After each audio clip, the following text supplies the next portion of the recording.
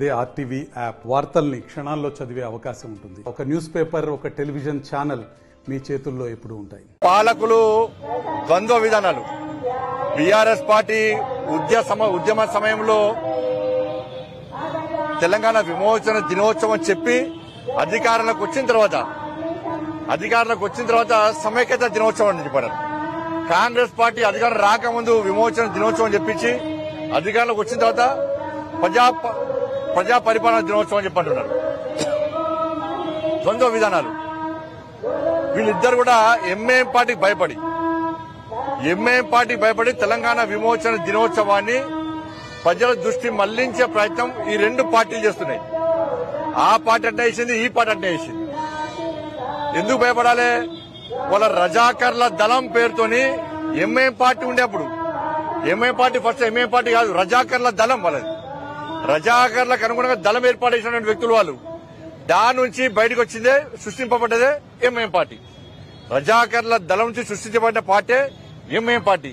వాళ్ళు ఏ విధంగా ఇలా ఎంఐఎం పార్టీకి భయపడి ఇలా ఈ కాంగ్రెస్ బీఆర్ఎస్ పార్టీలు 17 సెప్టెంబర్ ను తెలంగాణ విమోచన దినోత్సవాన్ని ఘనంగా నిర్వహించలేకపోతున్నారు. ఎన్ని రోజులు భయపడతారు మీ వాళ్ళు? వీళ్ళు ఒక వర్గం ఓట్ల కోసం ఎన్ని రోజులు తాపత్రయపడతారు మీరు ఇవాళ? అంటే ఆడపిల్లలను నగ్నంగా బతుకమ్మలు ఆడించింది మర్చిపోతారు. వీర బైరాన్పల్లిలో బలిదానాన్ని మర్చిపోతారు. గుండాపల్లిలో బలిదానం మర్చిపోతారు. పరకాలలో 1500 మంది ఊచకొత్తకు వస్తే మర్చిపోతారు. 1000 ఊడల మరి మర్చిపోతారు. చాకలి ఐరమ్మ త్యాగాన్ని మర్చిపోతారు. ఊరుకుల రామకృష్ణ త్యాగాన్ని మర్చిపోతారు. కొమరం భీం త్యాగాన్ని మర్చిపోతారు. రామ్జీ గోండ్ త్యాగాన్ని మర్చిపోతారు. కొండా లక్ష్మణ్ బాబూజీ త్యాగాన్ని మర్చిపోతారు. వీళ్ళు త్యాగాలు దేనికోసం చేశారు? ఆ రోజు రజాకార్ల వ్యతిరేకంగా త్యాగం చేశారు. కానీ రజాకార్ల పార్టీని సంకలేసుకొని తిరిగి వాళ్ళ భయపడి వాళ్ళ తెలంగాణ విమోచన దినోత్సవాన్ని పేరుతో కన్ఫ్యూజ్ చేసి ప్రజల దృష్టి మళ్లించే ప్రయత్నం చేస్తే ప్రజలు తిరగబడుతున్న విషయాన్ని గుర్తుంచుకోవాలి రాష్ట్ర ప్రభుత్వం. 17 సెప్టెంబర్ తెలంగాణ విమోచన దినోత్సవం తెలంగాణ ప్రజలకు ఒక స్వాతంత్ర్య దినోత్సవ పండుగ. దేశం మొత్తము స్వాతంత్ర్యం వచ్చిన తర్వాత 1947 15 ఆగస్టు తర్వాత 399 రోజుల పాటు యుద్దం సాగించిన తర్వాత రజాకార్లు తెలంగాణ అప్పుడు ప్రజలందరూ కూడా రాచి రంపాన పెట్టి ఇలా గుండ్రాంపల్లిలో ఏ విధంగా వాళ్ళకు వాళ్ళు రక్షించుకోవడానికి ఏ విధంగా వాళ్ళు బలిదానం అయిపోయారు. వీర బైరాన్పల్లిలో ఏ విధంగా జరిగిందో, దాంతోపాటు పరకాల్లో దాదాపు 1500 మంది మన వాళ్ళు జాతీయ జెండా చేతపట్టుకుని వందే మాతరం అంటూ వాళ్ళ జాతీయ జెండాతోని బయటికి వస్తే ఏ విధంగా రజాకార్లు కాల్పులు జరిపి 1500 మందిని ఊచకొత్త కోసిర్రో ఈ దారుణ సంఘటనలు మనం మర్చిపోలేం. మహిళలను అర్ధనగ్నంగా బతుకమ్మలాడిన దారుణ సంఘటనను తెలంగాణ సమాజం మర్చిపోదు. కాబట్టి వీటన్నిటి నుంచి విముక్తి చేయడానికి దాదాపు 562 సంస్థానాలను విలీనం చేసిన ఒక మహానుభావుడు సర్దార్ పటేల్. ఒక వీరుడు, ఒక శూరుడు.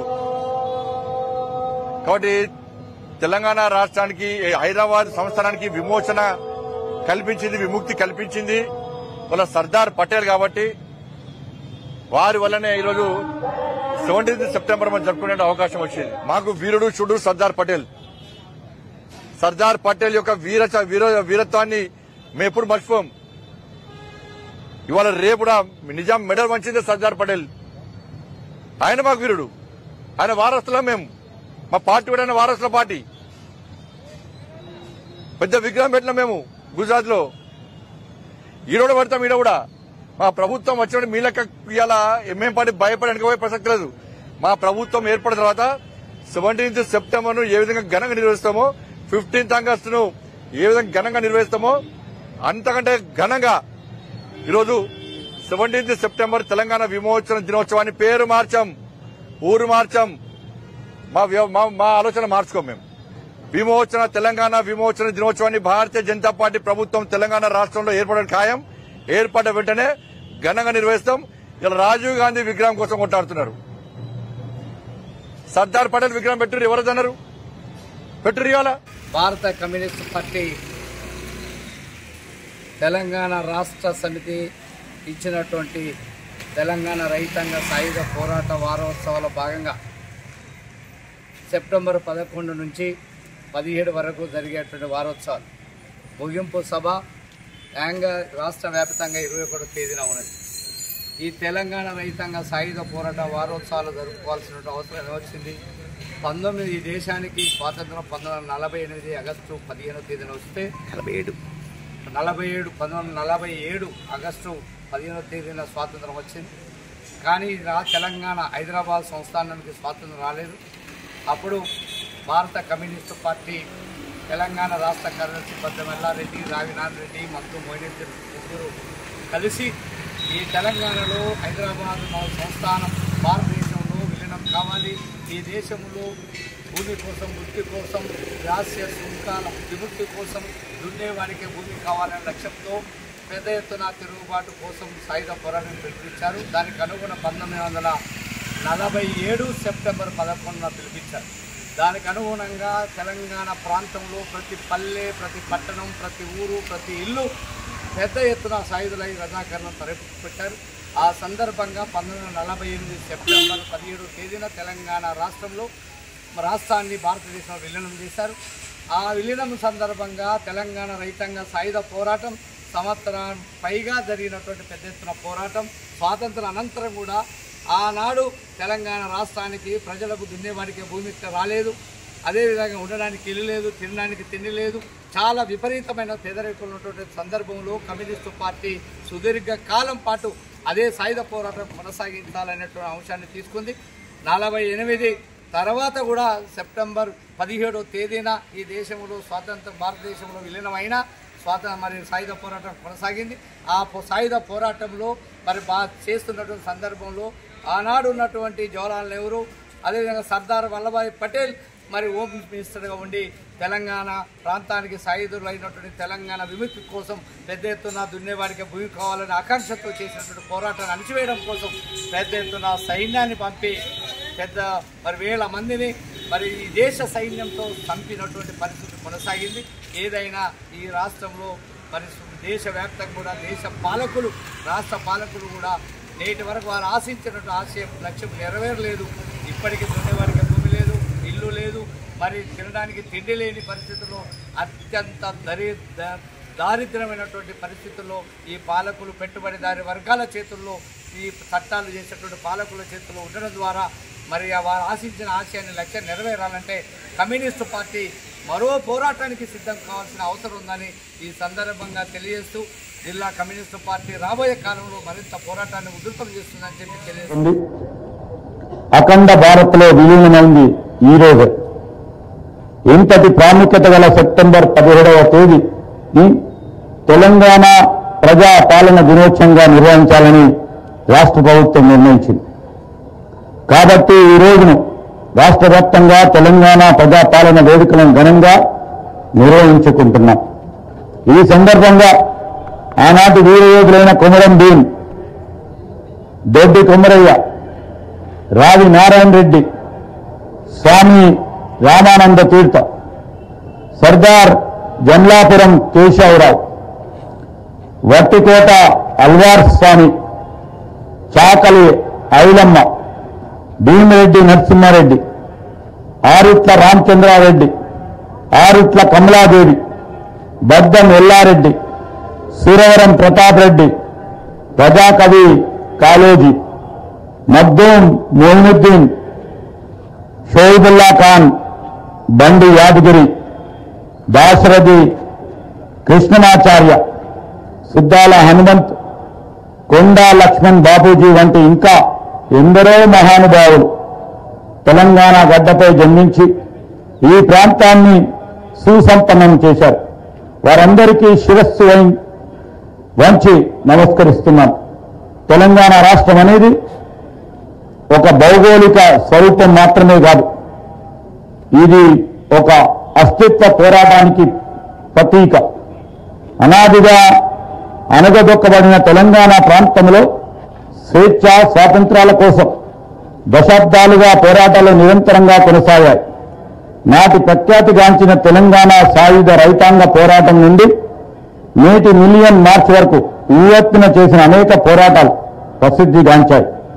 1956 రాష్ట్రాల పునర్విభజన చట్టం ప్రకారం తెలంగాణ, ఆంధ్ర ప్రాంతాలను కలిపి ఆంధ్రప్రదేశ్ రాష్ట్రాన్ని ఏర్పాటు చేశారు. కానీ ఆంధ్ర వారి దోపిడి విధానాలు తెలంగాణ యాస భాషలను చిన్నచూపు చూడటంతో ఆంధ్రప్రదేశ్ ఇరు ప్రాంతాల మధ్య భావ సమైక్యత చోటు చేసుకోలేదు. అందువల్లనే ఆంధ్రప్రదేశ్ ఏర్పాటు అయిన దశాబ్ది కాలంలోనే తెలంగాణ రాష్ట్ర ఏర్పాటు కోసం ఉద్యమం ఎగిసిపడింది. సమైక్య రాష్ట్రంలో తెలంగాణ ప్రాంతం అన్ని రంగాలలో దారుణమైన వివక్షకు గురైంది. ప్రజల్లో తెలంగాణ రాష్ట్ర వ్యాప్తంగా ప్రధానమైన చర్చ జరుగుతుంది. హైదరాబాద్ విమోచన దినోత్సవం సెప్టెంబర్ 17. లక్షలాది మంది ప్రజల త్యాగాల ఫలితంగా ఆగస్టు 15, 1947లో మన దేశానికి స్వాతంత్రం వచ్చింది. అప్పుడు ఒక ఆప్షన్ ఇచ్చారు, మీరు భారత యూనియన్లో ఉండండి, లేదా పాకిస్తాన్ వెళ్ళండి, లేదంటే 565 స్వదేశీ సంస్థానాలు ఉన్నాయి, ఇవన్నీ కూడా స్వతంత్ర దేశాలుగా ఆవిర్భవించవచ్చు అని చెప్పేసి మౌంట్ బాటెన్ అప్పుడున్నటువంటి చివరి గవర్నర్ జనరల్ వాయిస్రాయ్ క్లారిటీతో ఉన్నారు. ఆ స్వాతంత్ర చట్టాన్ని ఆమోదించడం జరిగింది. దాని ఆధారంగానే సర్దార్ వల్లభాయ్ పటేల్ మొదటి భారత ఉప ప్రధానమంత్రి, అలాగే హోమ్ మినిస్టర్, ఆయన యొక్క చాణక్య నీతితో, ఆయన యొక్క స్టేట్మెంట్షిప్తో, రాజనీతిజ్ఞతతో 562 స్వదేశీ సంస్థానాలని భారత యూనియన్లో కలిపారు. ఆ తర్వాత జమ్మూ అండ్ కాశ్మీర్ ఇష్యూ, అలాగే జునాగఢ్, గుజరాత్కి సంబంధించిన జునాగఢ్ ఇష్యూ, హైదరాబాద్ నిజాం నవాబ్ చేతుల్లో ఉన్నటువంటి హైదరాబాద్ ఇష్యూ ఒక కొరకరాని కొయ్యగా ఉన్నాయి. దీనిలో భాగంగానే ప్రజల యొక్క ధనమాన ప్రాణాలన్నీ కూడా కోల్పోవడం జరిగింది.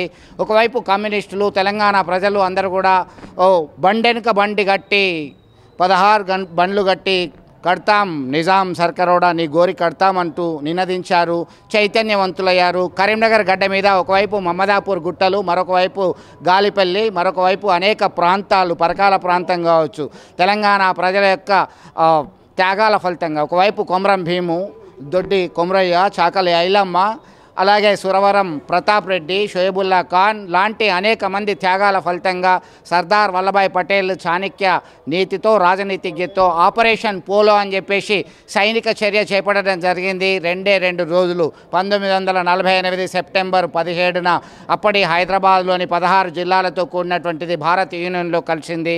ఆ తర్వాత జరిగినటువంటి పరిణామాల నేపథ్యంలో కర్ణాటక, మహారాష్ట్ర, ఇటు తెలంగాణ రాష్ట్రాలుగా విడిపోవడం జరిగింది. తాజాగా కట్ చేస్తే ఒకవైపు భారత్ రాష్ట్ర సమితికి సంబంధించినటువంటి నేతలు జాతీయ సమైక్యత దినంగా ప్రకటించాలని చెప్పి అనౌన్స్ చేయడం జరిగింది. మరొక వైపు భారతీయ జనతా పార్టీకి సంబంధించినటువంటి నేతలు విమోచన దినోత్సవాన్ని అధికారికంగా సెలబ్రేట్ చేస్తున్నారు. కమ్యూనిస్టులు విలీన దినోత్సవంగా అబ్జర్వ్ చేయాలన్నారు. అయితే కాంగ్రెస్ అధికారంలోకి వచ్చిన తర్వాత ప్రజా పరిపాలన, తెలంగాణ ప్రజా పరిపాలన దినోత్సవం సందర్భంగా అధికారికంగా ఉత్సవాలు జరుపుతున్నారు. ఏది ఏమైనప్పటికీ స్వేచ్ఛ వాయువులు పీల్చుకున్నారు. ఎంతోమంది ఈ గడ్డ మీద పుట్టిన వాళ్ళు త్యాగాలు చేశారు.